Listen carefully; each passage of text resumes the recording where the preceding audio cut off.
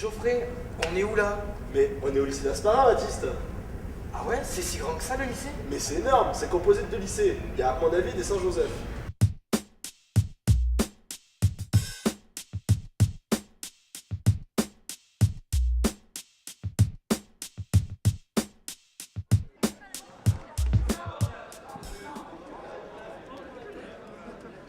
Pouvez-vous m'indiquer s'il vous plaît le chemin pour accéder au lycée Saint-Joseph ou le lycée Armand David? Mais c'est en remontant? C'est tout droit en direction de l'église. Là, on tourne à droite. Vous avez la rue Jean-Lissard en face. Faites à peu près 100 mètres. Sur votre gauche, vous avez le Crédit Agricole, la rue Yatz qui monte, c'est la rue des sapeurs-pompiers. Vous remontez devant l'autre école et vous trouvez.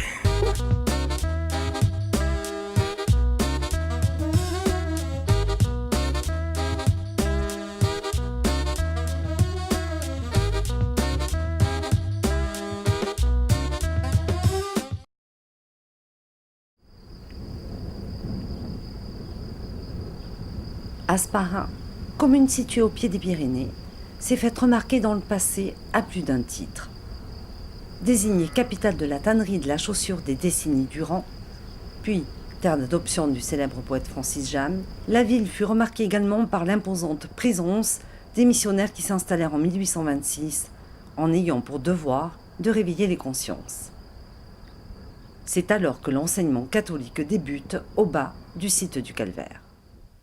En 1900, il y avait 100 internes espagnols qui étaient élèves del Colegio de Asparin, c'était l'école des Espagnols, et qui rapportaient des sous pour les missionnaires, car il y avait d'un côté les missionnaires et les frères des écoles chrétiennes, et ça se disputait fort, et c'était de saints hommes, mais L'implication des missionnaires cessa définitivement en 1975, ayant fortement déjà décru dans les années 60, alors même que l'on décidait de créer un pôle d'enseignement technique et agricole.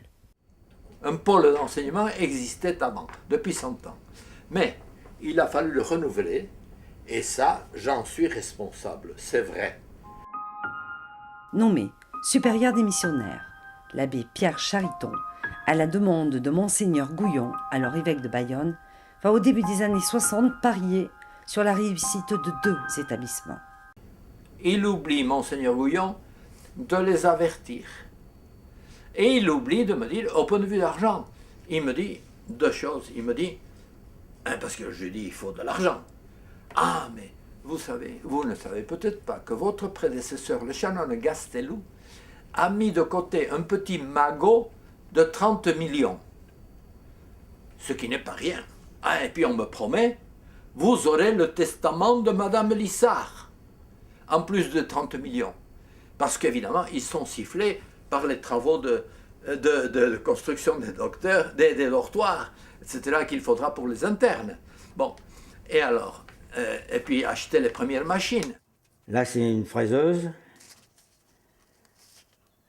Là, c'est des profs d'atelier. Donc, là, M. Aramendi, Claude Aramendi, l'ex-directeur qui est décédé, là, c'est moi.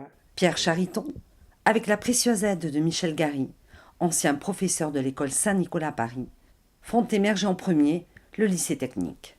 Un beau jour, j'ai été contacté par l'abbé Chariton, qui était abbé à ce moment-là, monsieur Chariton, qui m'a dit qu'il avait été à l'école Saint-Nicolas pour demander s'il connaissait quelqu'un qui serait apte à monter une section technique à Asparin. Quel genre de mécanique? Qu'est-ce qu'on allait proposer comme CAP? Or, nous avons trouvé en Normandie des frères, en faisant notre tour de France, un CAP de mécanicien, mais qui n'était pas un CAP reconnu ailleurs, mais on le ferait bientôt dans tous les départements. Hein? Polyvalent, quoi, si vous voulez.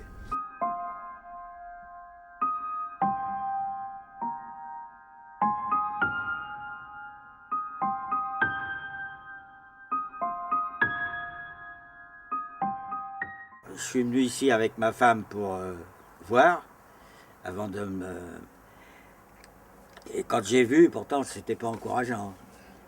J'ai dit oui, parce que c'est la nature qui me plaisait, quoi. Donc j'ai dit oui, puis une fois que je suis rentré chez nous, j'ai dit, mince, c'est quand même, j'ai 5 enfants, faut être fou pour partir comme ça. Et ma femme m'a dit, t'as dit oui, il faut continuer. Le premier qui est venu, que j'ai trouvé sur place, c'est M. Lasartès, qui tous les jours allait à Bayonne, alors qu'il était marié à Asparin, et alors qui évidemment était ravi de n'avoir pas à prendre l'autobus chaque jour, qui venait en vélo au collège. Voilà M. Lasartès, que les élèves ont appelé Papa Lim. Le technique, il a démarré en 60 avec M. Lasartès et M. Bidégory. Et puis il y avait beaucoup d'abbés là, qui enseignaient le théorique, quoi. Donc on a démarré comme ça, on était trois profs d'atelier, puis après ça s'est développé.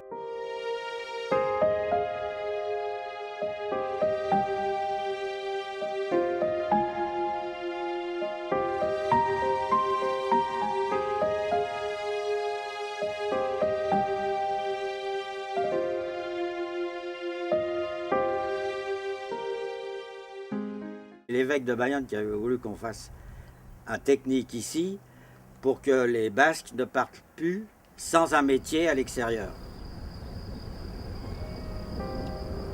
Bien plus tard, Monseigneur Gouyon écrivait dans un courrier. Il m'avait semblé que l'église locale avait oublié les jeunes Basques qui n'entendaient pas poursuivre des études classiques. Avec le chanoine Narbaitz, nous avons projeté d'ouvrir un collège au port de Bayonne en même temps que se fondait Villapia. Nous avons manqué l'achat 2 jours près, c'est alors que j'ai songé à Asparin.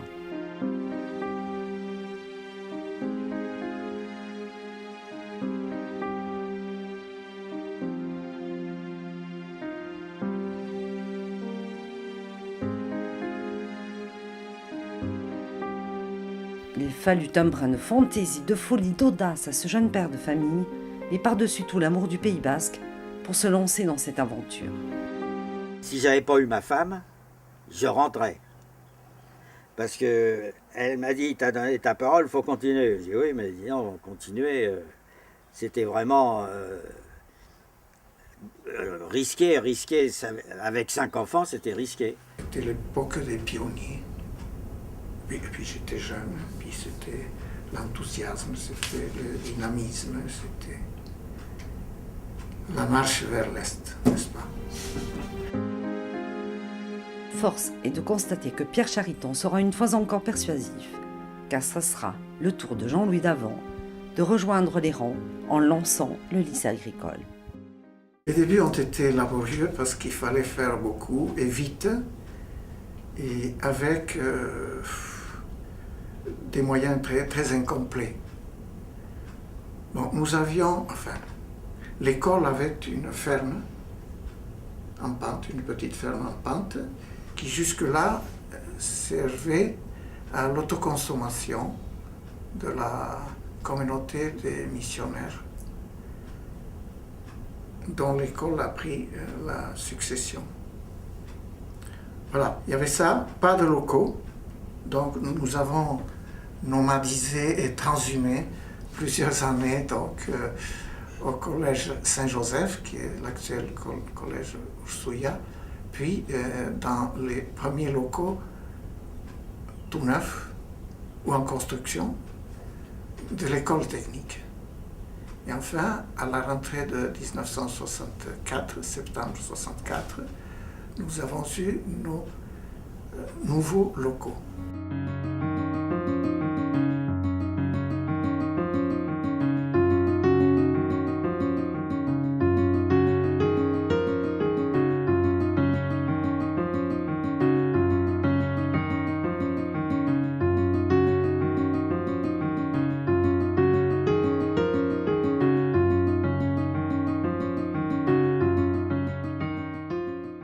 Nous étions une des premières écoles à partir avec les nouveaux programmes. Programmes qui étaient, comment dire, ébauchés, mais avec le BTA comme horizon. Avant Montardon, avant Saint-Palais, etc. Ensuite, il y a eu des lycées agricoles un peu partout, donc notre espace s'est réduit. Celui qui nous a prêté les millions nécessaires à payer plus tard, avec les taxes professionnelles qui viendront en sous-ton, eh bien, qui c'est ça? C'est un monsieur qui mérite de laisser son nom. C'est monsieur Gaby, G-A-B-Y, de Luxe, hein? Vice-président du Crédit Agricole des Basses-Pyrénées, qui nous accorde tous les crédits exigés par la loi pour les constructions. Moi, quand je suis arrivé, l'atelier était fait. Il y avait 800 mètres carrés, mais vide. Donc il a fallu que... Moi, on a été en Espagne avec l'abbé Chariton pour acheter des machines, enfin bon. Mais il y avait tout à créer, hein, il n'y avait rien. Au départ, il y avait le bâtiment, et puis les classes qui étaient faites, quoi, qui avaient été bâties. Mais l'atelier, il était vide quand je suis arrivé, et il a fallu trouver des machines et démarrer le travail d'apprentissage.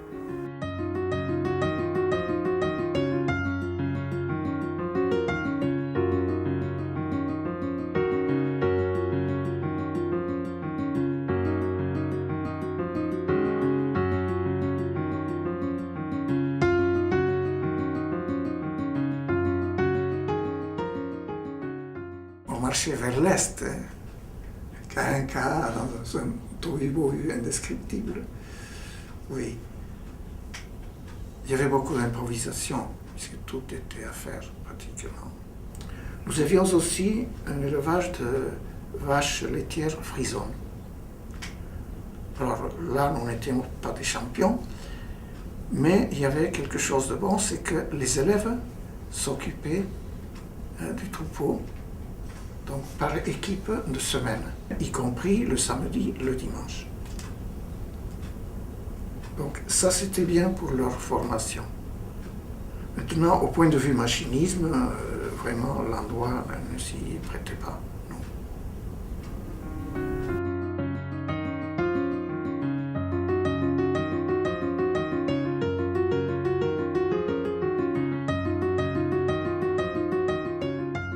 L'école a été à un moment donné en pointe pour la brebis laitière.